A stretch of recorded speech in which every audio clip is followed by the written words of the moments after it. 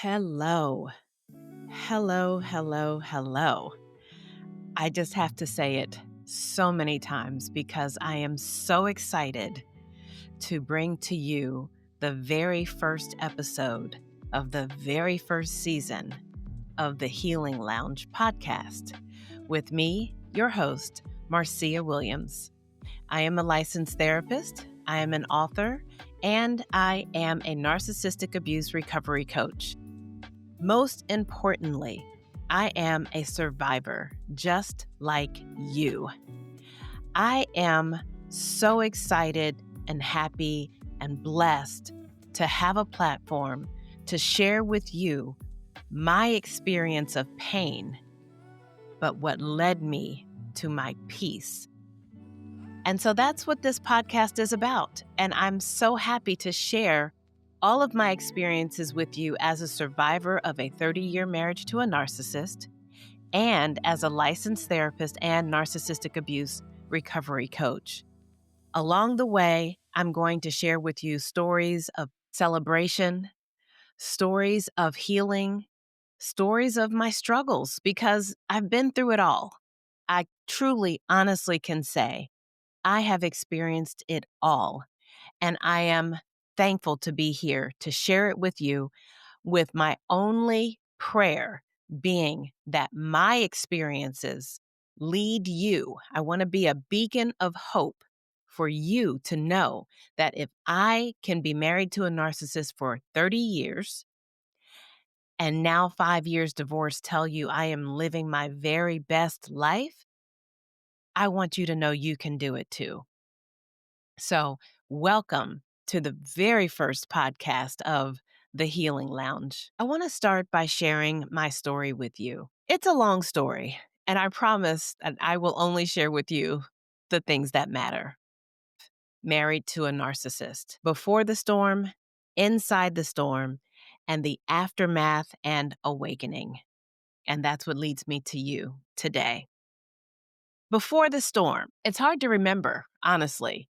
I am 55 years old today. I met my narcissist when I was 17 years old. My birthday is late. So by the time I graduated high school and went into my first fall semester of college, I was still 17.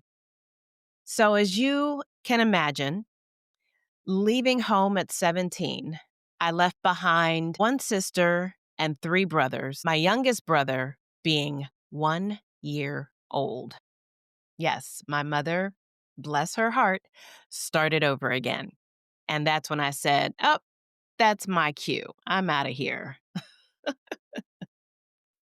So I arrive on campus just young, ambitious, just excited about the next stage of my life. And before I got to college, I was already really active with friends, with boyfriends. I was already working. I was active in high school as a cheerleader. So I would say I had a pretty well-rounded life. And I was just expecting more of that when I got to college. Now, don't get me wrong. I wasn't this, pretty, perfect little girl, just bright-eyed, bushy-tailed, ready to experience the best that college had to offer. Well, I was ready to experience the best that college had to offer, but as I always share with my clients, I came with my own baggage. So after my own therapy, I came to understand I was a people pleaser, and I did search for external validation. So that's what I brought along with me to college. But nonetheless, it was truly before I got to high school that I experienced trauma in my life. And so I can honestly say that that childhood trauma is what carried me through relationships in not the healthiest ways. So there is that. And I openly share that with you listeners and viewers because it's likely that most of us, and I was going to say all of us, but I'll stick with most of us because not everybody can say they've had trauma. My childhood trauma involved being molested by a family member. Let me say extended family member. So, as I grew up, I learned to have a basically leave the past in the past mentality.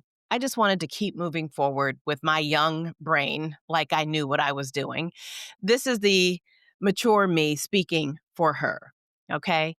So I bring that into the conversation to say that absolutely it had an impact on the romantic relationships in my young age that I participated in. So let's bring that into my ambitious, excited 17-year-old self, anxious to find happiness and love and a career from this college experience that I was bound for. So, to describe me before the storm, and I'm actually going to say, as my friends would describe me before the storm, I was ambitious. I was socially active. I was opinionated. I did have a sense of confidence. I was a cheerleader. So I was outgoing. And I was independent. I was quite independent. I had my own car before I got to college and a job. So there were things about me that were evident to my friends that defined me as someone who knew what they wanted in life and was a go getter. Now I bring you inside the storm. I met my then boyfriend at 17 years old, just fresh onto the college campus. And I had just broken up with my high school boyfriend because I was ready for a fresh, clean start. But of course, there was some grieving. I was homesick. I'm young. And here comes who I used to call my knight in shining armor. Tall, dark, and handsome, active in sports, well known on campus, and a personality and charm that could not be overlooked. I fell head over heels pretty quickly. And he didn't waste much time grooming me, hence the name of my book, Groomed. Throughout our college experience together, we dated in the strangest ways, I think. And the reason why I say strange is because this is where the red flags presented themselves and I ignored them. So, strange ways meaning he had certain expectations that I assumed were normal. And don't forget, the baggage I'm bringing with me is a people pleaser and external validation. So, because he had already hooked me with his charm, now it's my turn. My turn to show him that I am the one for him because I had decided he was the one for me. And so it became a game of cat and mouse, and he was the cat and I was the mouse. I was determined to show him who I was and what kind of girlfriend and how special I could be for him and with him. Now, what was in it for me? His confidence was just huge. I now know he is an overt narcissist. And so he was confidently arrogant, confidently braggadocious. He thought so highly of himself.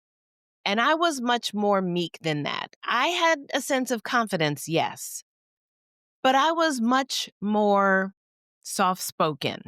Let's just say that.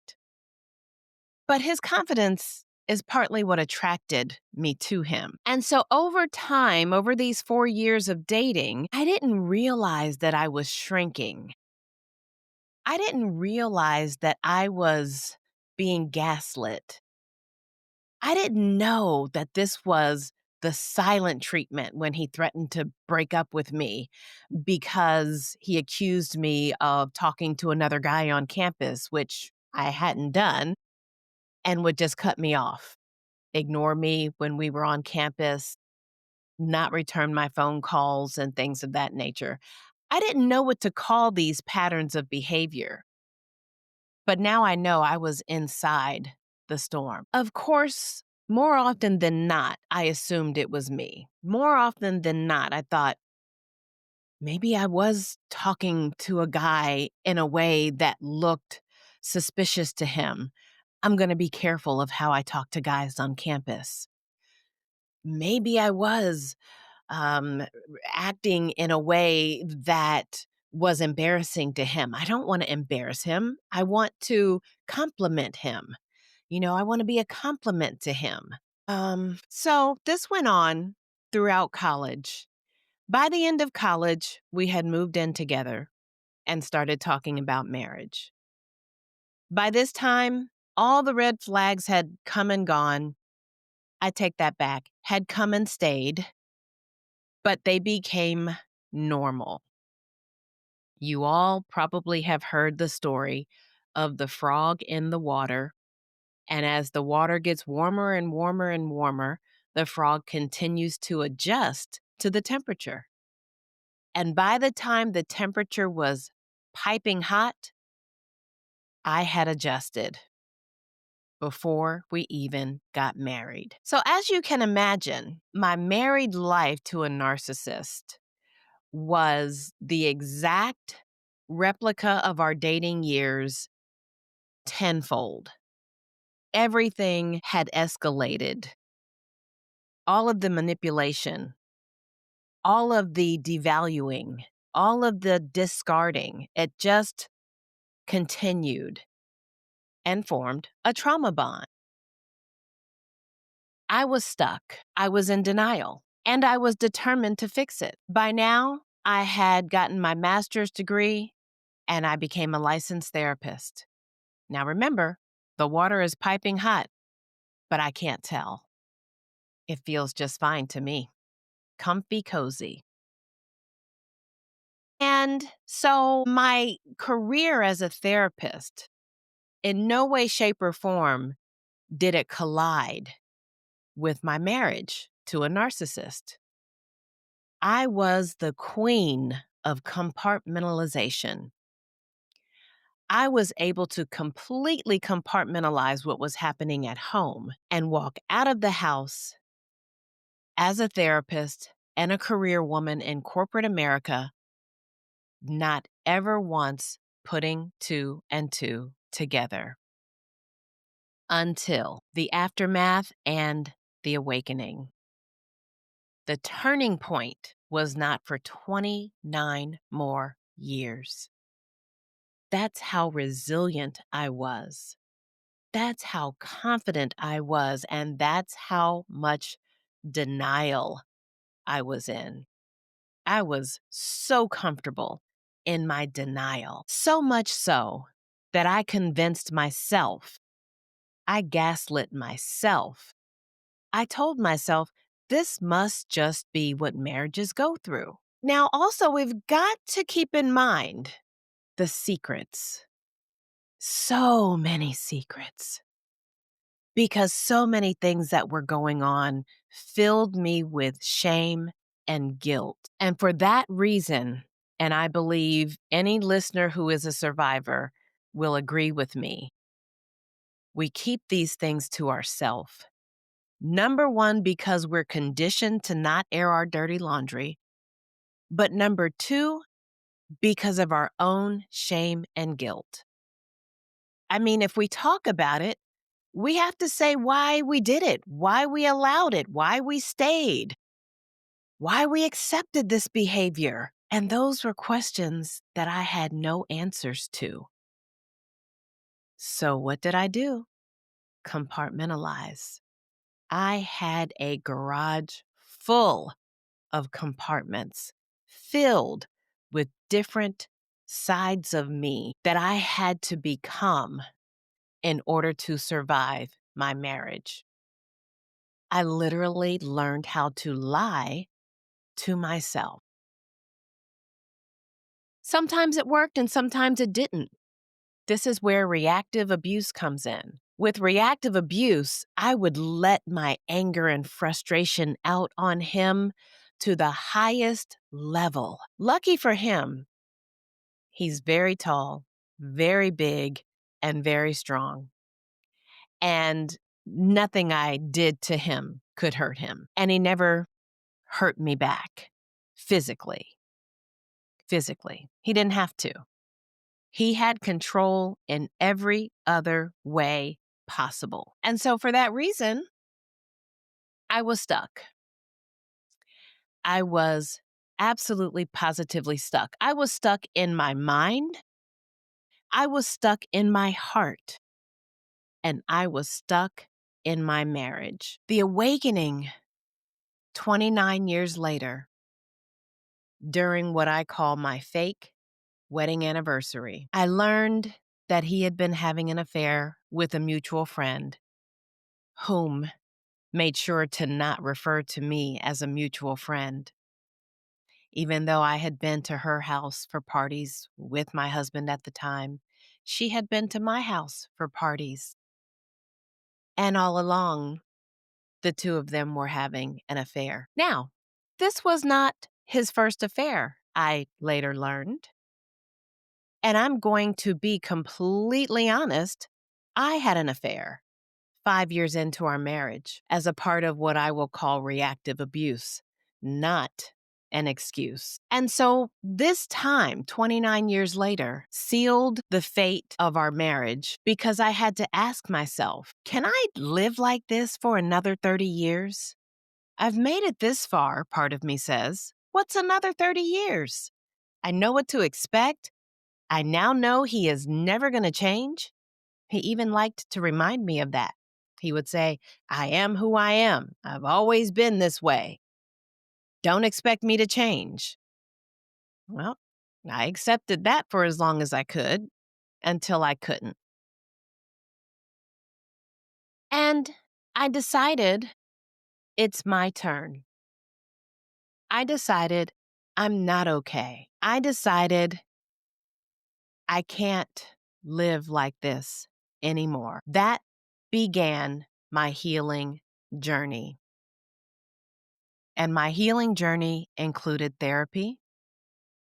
It included support from friends and family who stuck it out with me for 30 years. And I'm so grateful for them because Lord knows they knew there was nothing they could say to me that would change my mind from marrying who I thought and truly believed was the love of my life. And so they sat back and went along on the ride with me. And I'm thankful. I'm thankful for them today. Still my friends today. Been through thick and thin. I literally abandoned them and finally reclaimed my support after I left the narcissist. Healing is not linear, but it is worth it. And I am here to tell you and share more stories in more depth, getting raw, getting really real. I'm putting it all out there. I'm putting it all out there because I know that my experience is going to be your beacon of hope. Today, I am a survivor first, a therapist, an author, a speaker, and anything else that God gives me the strength and the courage to do, because I now know why my prayers weren't answered during the marriage. And today, I don't regret one moment. My 3 boys who are grown understand today what they didn't understand their entire childhood.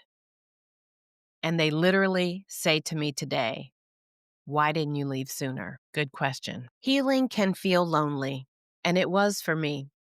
I hadn't yet found my voice. I hadn't yet found the courage to speak up. I could barely find the courage to speak the truth in therapy. Because when you say it out loud, you've got to face it. And you've got to accept the part of you, the 50% that was you. It takes 2 to be in a dysfunctional relationship. And I was as dysfunctional as my narcissistic ex-husband. But I promise you, you are not alone anymore. Please do not ever think you have to go through your healing journey alone. And guess what? Healing starts before you leave the relationship. So don't think that you can't follow me until you've left the relationship. Absolutely not. Follow me now. Follow me today. I promise you, this lounge is where community and validation live. We will touch on taboo topics because my ex-narcissist was also a sex addict. It's one of the reasons that I'm looking forward to this journey on this podcast series with you. It's because I finally found the safest space possible, and that's my own podcast, to talk about sexual abuse in narcissistic relationships. So that's just one of the taboo topics. But I promise you, amongst all of the topics that we will talk about, there will be laughter, there will be tears, there will be truth, and there will be strategies to help you heal. So what you can expect in the Healing Lounge are not just solo episodes with me, but also guest interviews from survivors, therapists, and experts who will share their knowledge, their understanding, and their support. There will be storytelling, not just mine, but from other listeners. But all in all, every episode will have a nugget of healing that you can add to your toolbox. I am an author. My book is called Groomed: Life Married to a Narcissist and How I Overcame Narcissistic Abuse. I have programs, coaching groups, one-on-one support, and I'm a licensed therapist. Listen, this is not a commercial. You will always leave the Healing Lounge fed. I want you to reflect between now and the next episode. What's one part of your story you've never spoken out loud, but need to honor? I am looking forward to sharing with you in the next episode why leaving a narcissist feels impossible. So I invite you to subscribe, review, share, and join me in the next episode and every episode of every season to come in the Healing Lounge. And don't forget to go to my website, thepassagetopeace.com. I have a community waiting for you, a community of women who are still married and yet still learning how to find and protect their peace. I have a private Facebook group, private coaching groups, so many healing tools that I want to share with you, and I look forward to sharing with you. I cannot wait for this journey. I'm so glad you're here, and I can't wait to see you in the next episode of The Healing Lounge. I'm your host, Marcia Williams, survivor first, therapist and narcissistic abuse recovery coach second. I'm here for you.